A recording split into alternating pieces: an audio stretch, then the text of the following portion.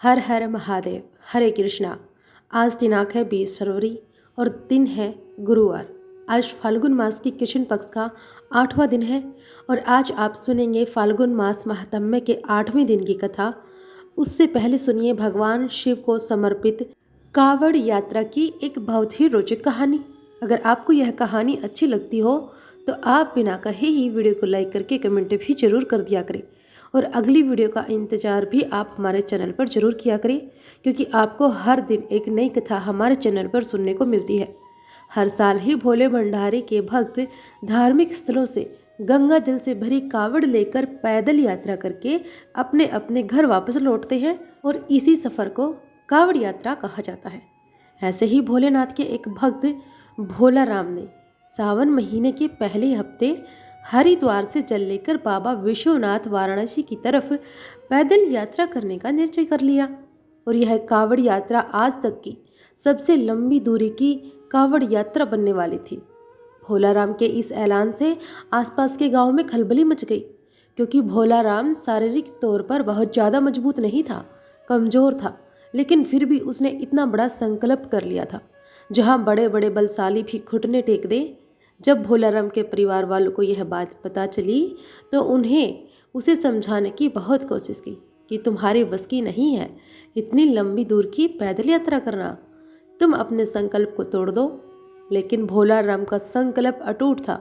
उसने ठान लिया था कि अब उसका साथ चाहे कोई दे या ना दे, वह तो कावड़ लेकर अकेला ही जाएगा। अब भोले राम को कावड़ को सजाने के लिए गांव के बहुत सारे लोग वहां पर आ गए और सभी भोला राम का उत्साह बढ़ाने लगे। हालांकि भोला राम को अपने भोले भंडारी पर पूरा विश्वास था, इसीलिए तो वह इस विश्वास के आधार पर ही कावड़ यात्रा के संकल्प को छोटा ही समझ रहा था। दरअसल वह पहली बार महाकाल की कावड़ यात्रा में हिस्सा लेने जा रहा था और उसे इस बात का बिल्कुल भी अंदाजा नहीं था कि इस सफ़र में उसके सामने कितनी मुसीबतें आने वाली है।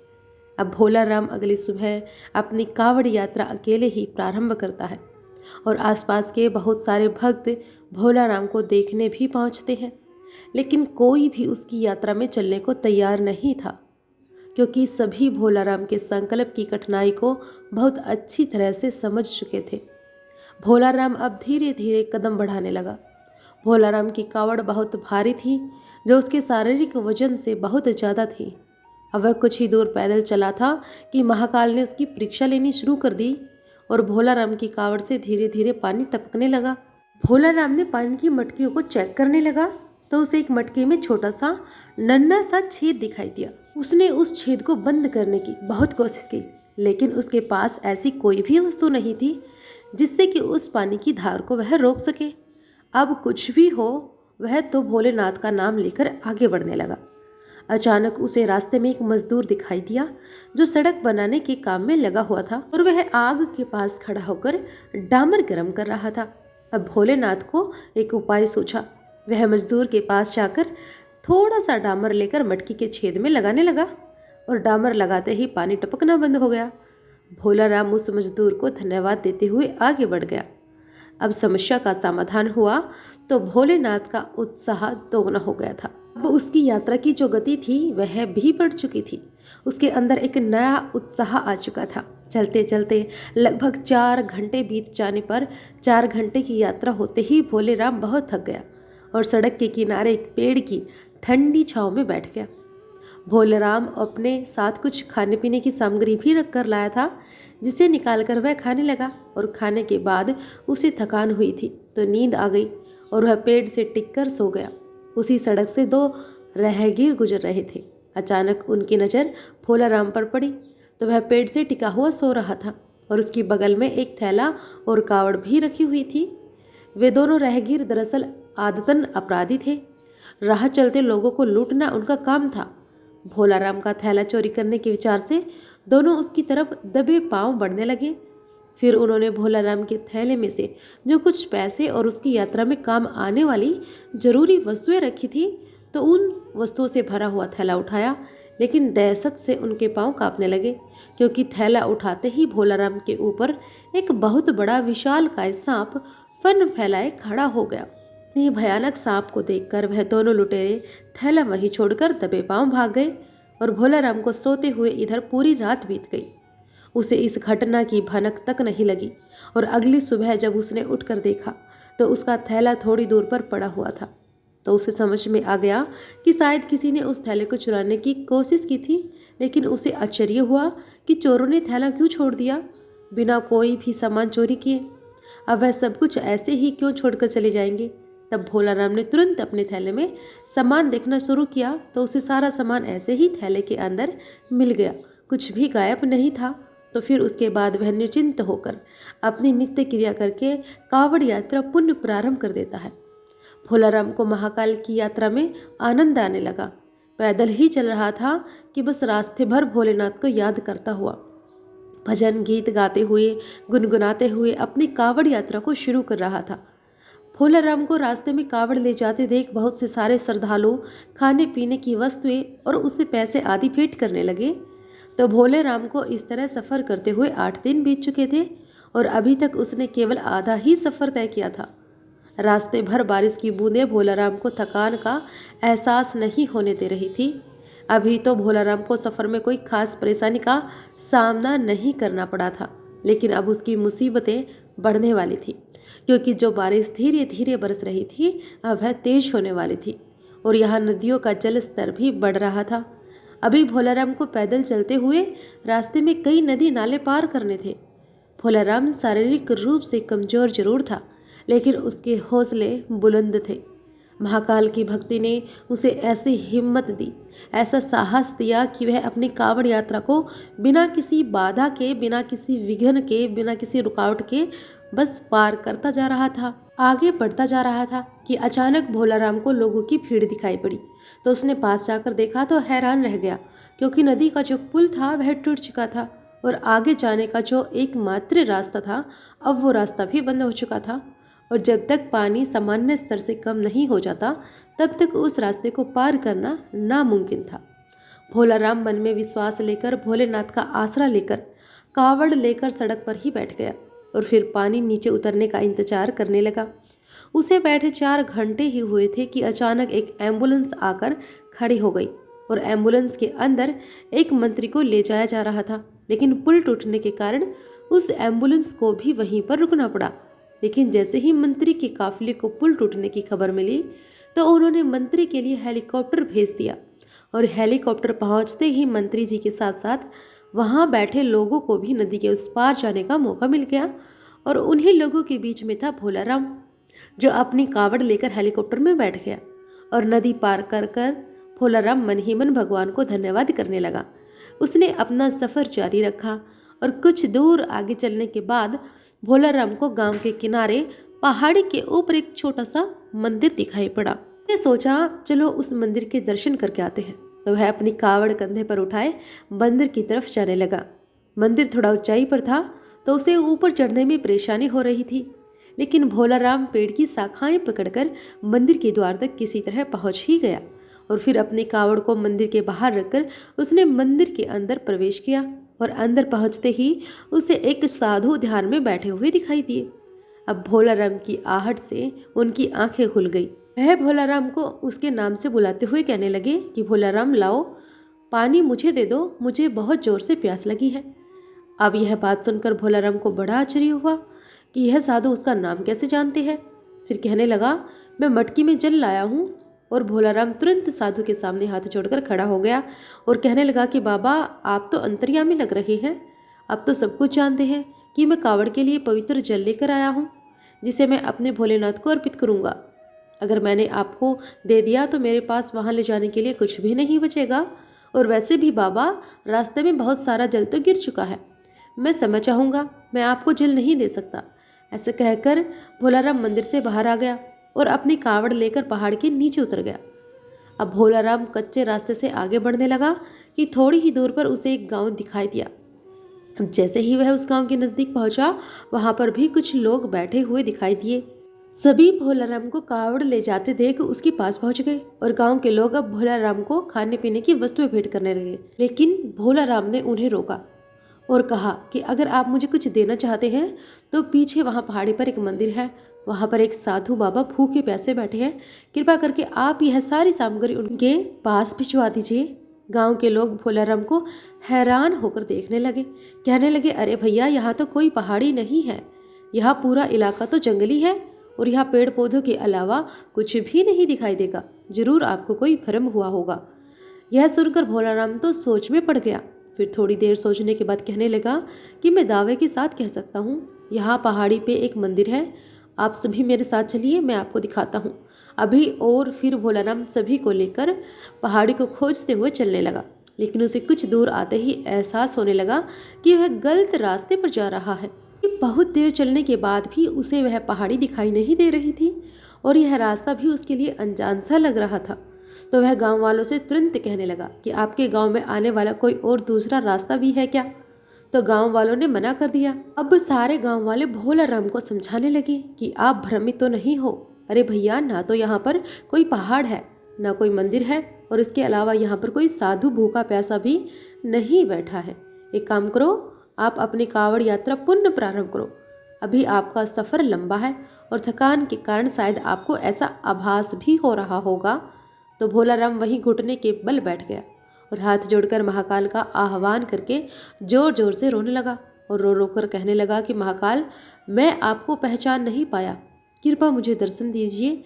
मैं जानता हूँ भोलेनाथ कि साधु के वेश में आप ही थे और मैं आपके लिए जल लाया हूँ प्रभु, और मैं आपको जल पिलाए बिना यहाँ से नहीं जाने वाला। और कुछ ही देर में भोलाराम के सामने से बड़े बड़े पेड़ों के पीछे अचानक पहाड़ी पर मंदिर नजर आने लगा। गांव के सभी लोग उस मंदिर को देखकर हैरान रह गए। मंदिर दिखते ही भोलाराम कावड़ लेकर दौड़ पड़ा, दोबारा उसी मंदिर में प्रवेश कर गया और गांव के लोग पहाड़ी के नीचे खड़े होकर भोलानाथ की सारी महिमा देख रहे थे कि मंदिर रहस्यमयी था, जिसे आज से पहले किसी ने नहीं देखा था। भोलाराम ने मंदिर के अंदर पहुंचते ही साधु के सामने अपनी कावड़ रख दी। तब साधु ने भोलाराम से कहा कि अब मेरे मस्तक पर जल डालो। और जैसे ही भोलाराम मटकी से साधु के सिर पर जल डालता है, अचानक उसके सामने का सारा दृश्य बदल जाता है। वह वाराणसी की गंगा नदी के किनारे पहुंच चुका होता है। उसे कुछ समझ नहीं आया, क्योंकि अभी यहाँ तक पहुँचने के लिए उसे 5 दिन का सफ़र और तय करना था। वह तो सफ़र पलक झपकते ही पूरा हो चुका था। अब भोलेनाथ की इस महिमा को वह समझ चुका था। यह जानकर भोलाराम की आंखों में आंसू आ गए। वह गंगा नदी के किनारे भोलेनाथ के ध्यान में बैठ गया। भोलेराम की कावड़ यात्रा स्वयं महाकाल ने संपन्न की थी और उसकी कावड़ यात्रा पूरी होते ही भोलेनाथ की यह अद्भुत गाथा भी समाप्त होती है। आपको यह कथा कैसी लगी हमें कमेंट बॉक्स में जरूर बताइएगा। अब सुनिए आज का महात्म्य। एक बार नैमिषारण्य तीर्थ में एकत्रित सोनक आदि ऋषियों में सोनक जी ने श्री सूत जी से कहा कि सूत जी महाराज, आप सभी धर्मों से रहित भयंकर कलयुग आने पर मनुष्य दुष्कर्म में प्रवृत्त होकर सभी धर्मों का त्याग कर देते हैं। उनकी आयु बहुत कम होती है। उनकी प्राण शक्ति बल पराक्रम तपस्या और कर्मानुसार पारायण और वेद शास्त्र से दूर हो जाते हैं। तीर्थ यात्रा तपस्या दान और भगवान विष्णु की भक्ति का उनमें अभाव सा हो जाता है। ऐसे शुद्ध मनुष्यों का थोड़े ही प्रयास से किस प्रकार उद्धार हो सकता है, इस बारे में भी बताइए। तब श्री सूत जी कहते हैं, महाभाग सोनक जी, तुम्हें साधुवाद है। तुम सदा दूसरों के हित में तत्पर रहते हो। भगवान विष्णु की भक्ति में आसक्त होने के कारण तुम्हारे मन का मल धुल गया है। संसार में साधु पुरुषों का संग बड़ा दुर्लभ है। वह देह अभिमानी अजीता आत्मा पुरुषों की संचित पाप राशि को हर लेता है और अधिक पुण्य के कारण उन्हें उत्तम गति भी प्रदान करता है। तीनों लोकों के मनुष्यों के लिए सत्संग सबसे दुर्लभ है। वह कर्म पास से पीड़ित मनुष्यों की आंतरिक बंधन आदि को दूर करता है। बहुत कम बोलने वाले और एकमात्र भगवान का भजन करने वाले लोगों को उच्च पद प्रदान करता है और जन्म मृत्यु के चक्कर से थके हुए मनुष्यों को चिर विश्राम की प्राप्ति कराने का कारण होता है। हे सोनक जी, यह प्रश्न पूर्व काल में परम सुंदर कैलाश पर्वत के शिखर पर श्रोता ऋषियों के सामने सत्पुरुष का कल्याण करने के लिए स्वामी कार्तिकेय जी ने भगवान शंकर जी से पूछा था। तब श्री महादेव जी ने कहा था कि हे सदानंद, प्रामर्थ के पथ पर चलने वाले पुरुषों को बैकुंठ धाम का निवास प्रदान करने वाले बहुत से तीर्थ और अक्षेत्र हैं। कामना के अनुसार फल देने वाले हैं तो कोई मोक्ष को प्रदान करने वाले हैं। गंगा गोदावरी नर्मदा तप्ती यमुना शिप्रा पूर्णिमा गौतमी कौशिकी और चंद्रभागा सरयू की सिंधु और सरस्वती का यह सब पवित्र नदियां हैं और बार बार सेवन करने पर भोग और मोक्ष प्रदान करने वाली हैं। अयोध्या, द्वारका, काशी, मथुरा, अवंती, कुरुक्षेत्र, राम तीर्थ, कांची, पुष्कर क्षेत्र, पुरुषोत्तम क्षेत्र, वराह क्षेत्र और बद्री नामक महापूर्णिमा क्षेत्र जो शब मनोरथ का साधक है, ये सभी उत्तम तीर्थ माने गए हैं।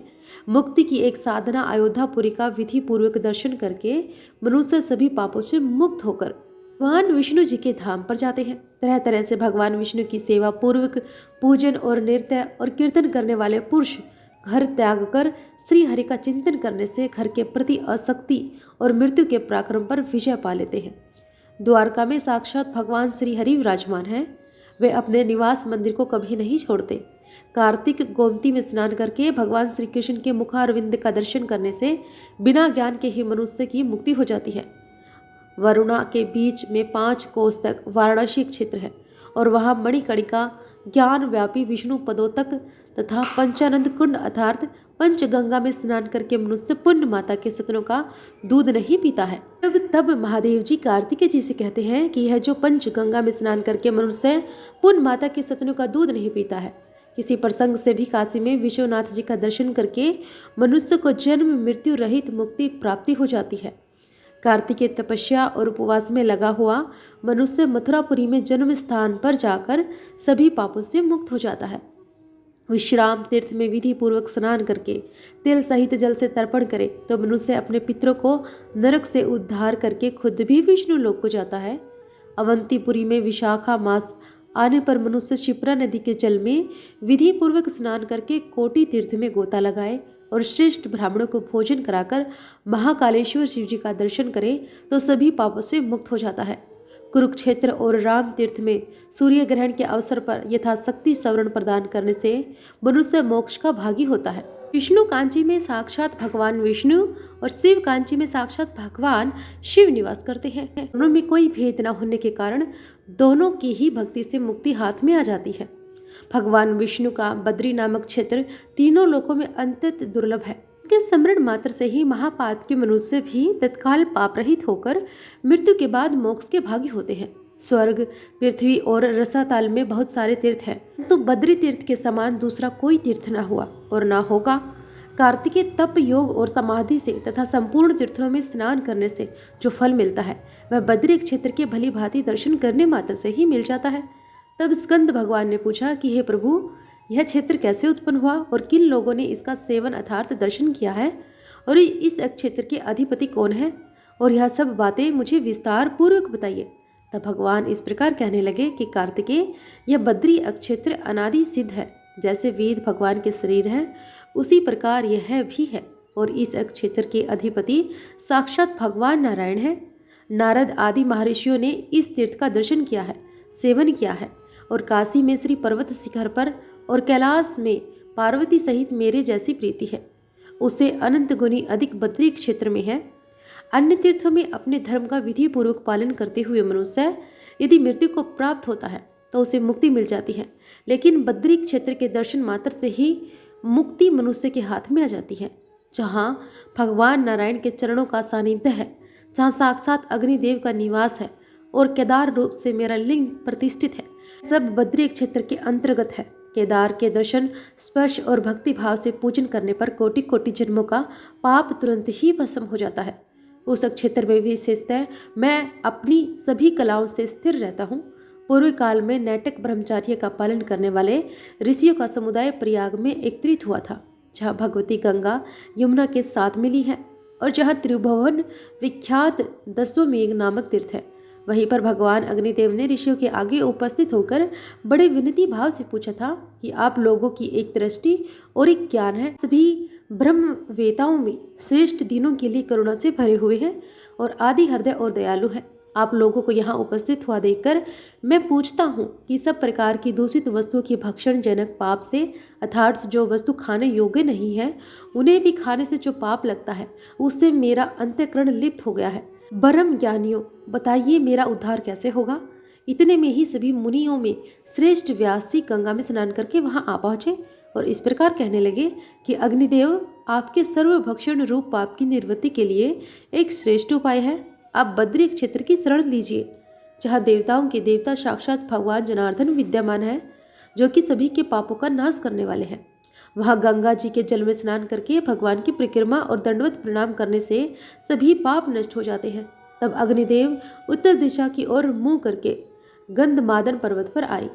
बद्री तीर्थ में पहुंचकर गंगा जी के जल में स्नान करके भगवान नारायण के आश्रम पर गए।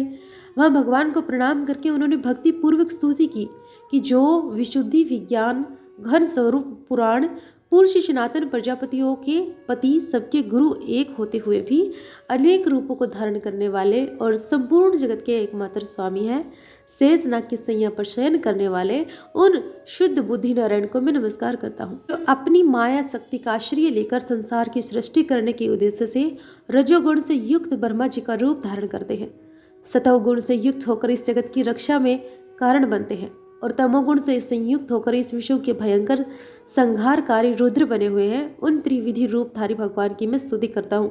इस प्रकार स्तुति किए जाने पर सर्वतामयी भगवान नारायण प्रसन्न होकर पवित्रता की इच्छा रखने वाले अग्निदेव से बड़ी मधुर वाणी में बोले कि ए अनंत, तुम्हारा कल्याण हो, तुम कोई वर मांगो, मैं तुम्हें वर देने के लिए आया हूँ और तुम्हारी इस स्तुति और विनय से बहुत प्रसन्न हूँ।